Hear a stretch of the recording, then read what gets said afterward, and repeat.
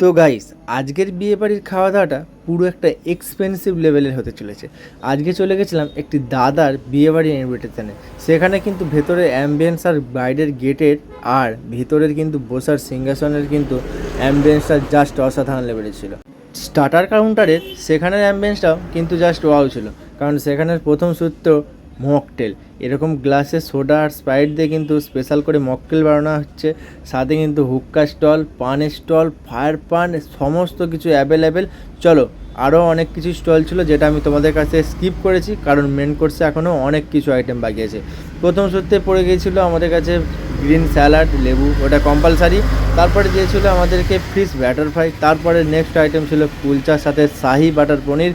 আর তারপরে কিন্তু সবার প্রিয় রাজকীয় যেই আইটেমটা আমার কাছে আমি গেস করি, ঠিক আছে, মানে বাসন্তী পোলাওয়ের সাথে এরকম দেশি খাসির মাংস। গাইস, ব্যাপারটা পুরো জমে যায় না? আর এই রকম দেশি খাসির মাংস দিয়ে এরকম বাসন্তী পোলাওয়ের ব্যাপারটা না পুরো জাস্ট ছিটকে যাওয়ার মতো অবস্থায়।